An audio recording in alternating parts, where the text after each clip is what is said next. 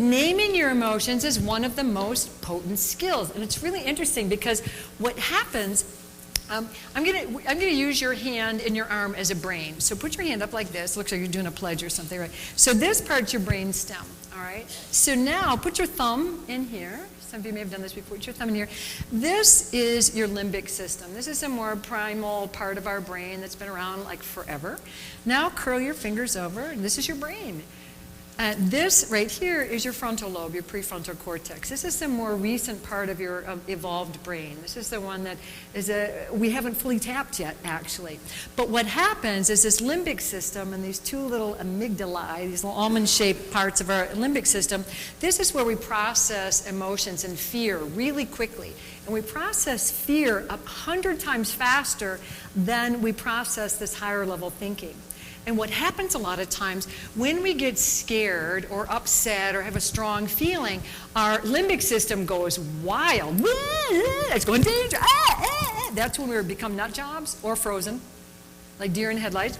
That happens. And what some of the neuroscientists say is what happens is our amygdala gets really overactivated. We lose our higher level thinking, and we flip our lids. We lose the ability to really think through how we should deal with things, and we're just kind of a whack job in some ways. So now how many of you might perhaps have observed someone else who flipped their lid at a certain time? Yeah, so what they call it is an amygdala hijack. Your amygdala hijacks your higher level functioning, you lose it. But here's what the neuroscientists found. It's so amazing.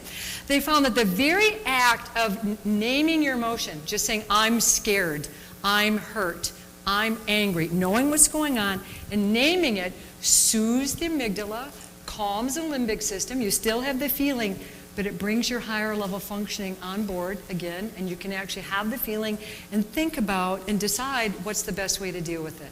But without naming it, we've lost our functioning. And how many of you feel it? You just lose your thinking. There's not just 4 of us that are wiggy sometimes. So that's, yeah, all right. So you know what I'm talking about. So naming, they call it name it to tame it. And just by saying the emotion brings back your higher level functioning. So you just did one of those skills. And the more facility you get with that, the more you bring on your higher level thinking. You still have the feeling, but you know what to do with it.